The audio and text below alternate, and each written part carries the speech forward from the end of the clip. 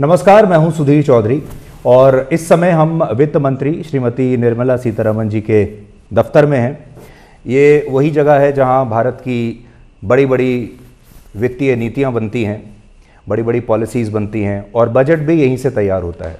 और आज बजट पर बात करने के लिए हमारे साथ हैं देश की वित्त मंत्री श्रीमती निर्मला सीतारमण। और इस इंटरव्यू में मेरी मदद करने के लिए मेरे साथ मेरी सहयोगी हैं जी बिजनेस की एग्जीक्यूटिव एडिटर स्वाति खंडेलवाल।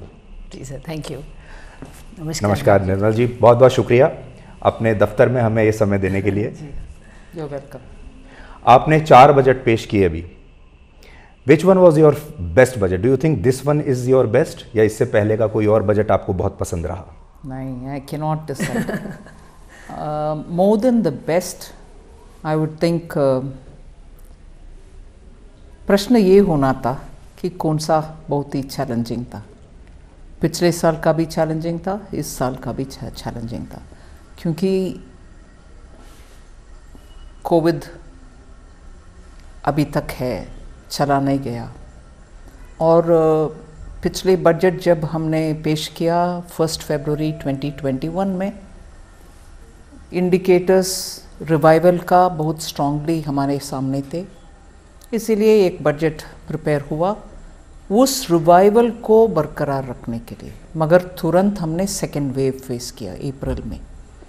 उससे बहुत सेक्शंस जो रिवाइव होना था, जैसे बोलते हैं हॉस्पिटैलिटी सेक्टर्स, और जहाँ लेबर इंटेंसिव नया डिलीवरी का या एयरपोर्ट्स में ग्राउंड स्टाफ का, सर्विसेज सेक्टर का, या hotels, restaurants,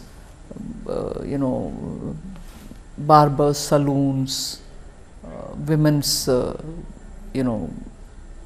care centers, beauty parlors, all of them were affected तब का सेकेंड वेव के बाद।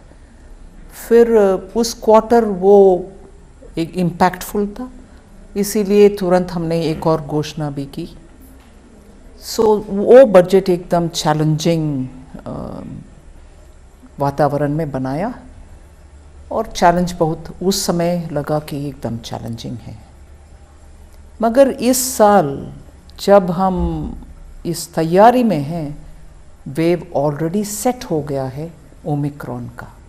सो बजट पेश करने से पहले ही ये वेव आया, इसीलिए एक के बाद एक चैलेंज ही चैलेंज।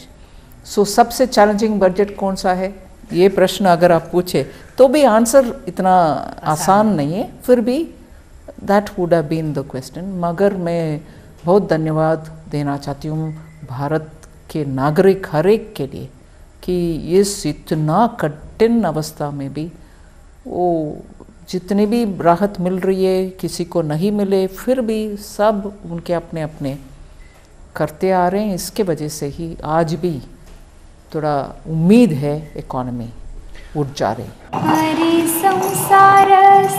बहिणाबाईंची जात्यावरची ओवी म्हणजे